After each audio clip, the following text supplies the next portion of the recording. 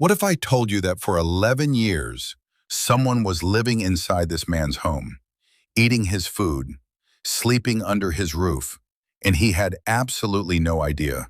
This isn't a ghost story, this is real, and it happened in broad daylight. Japan, 2008.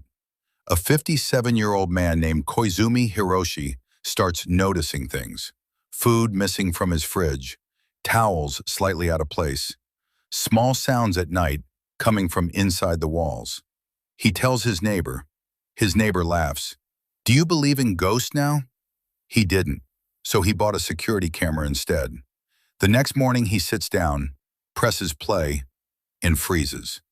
The footage shows his kitchen, 2:14 a.m. Everything is still. Then, a cabinet door slowly opens, and a woman steps out. Not a ghost, not a shadow, a real woman. She moves carefully, quietly, like she's done this 1,000 times before, opens the fridge, takes something, turns around, and disappears back inside the cabinet. Hiroshi called the police immediately.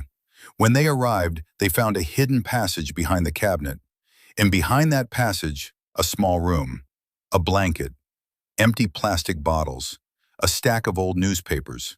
Someone had been living there for a very, very long time. Hiding inside that room was a 58-year-old woman named Tatsuko Horikawa. She had no home, no money, nowhere to go.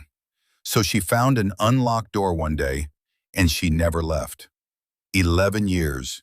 She had been living inside his walls for 11 years, moving only at night, eating only what he wouldn't notice was gone, sleeping in a space barely big enough to lie down.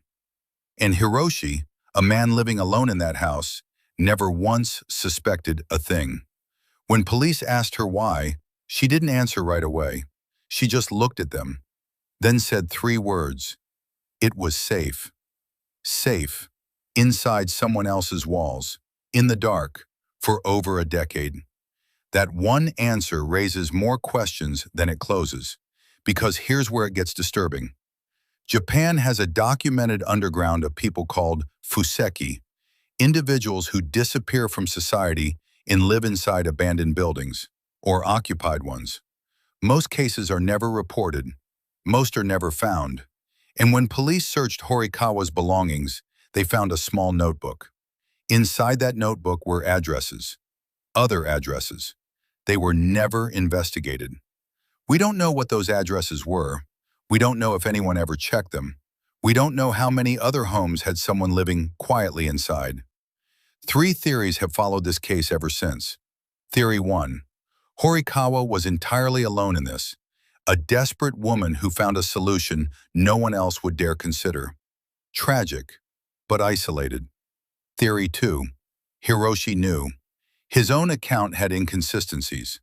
Some researchers believe the timeline doesn't add up, that he may have been aware of her presence far earlier than he claimed. But why would he protect her? Or lie? No one knows. Theory 3, and this is the one investigators won't say out loud. Horikawa wasn't the first to do this, and she definitely wasn't the last. The notebook suggests a network, a system, people who know which doors to try, which homes to enter, which families to watch before moving in. Tatsuko Horikawa was charged with trespassing. She paid a small fine, and then she was released. Nobody knows where she is today. The notebook was never made public. The addresses were never released. And Hiroshi moved out of that house shortly after. He never gave another interview. Tonight, before you go to sleep, think about the sounds your house makes, the food that goes missing, the things that seem slightly off. Probably nothing. Almost certainly nothing. Probably. If you made it this far, you're exactly who this channel is for. Subscribe, because every week we open a door that was never meant to be opened. See you in the dark.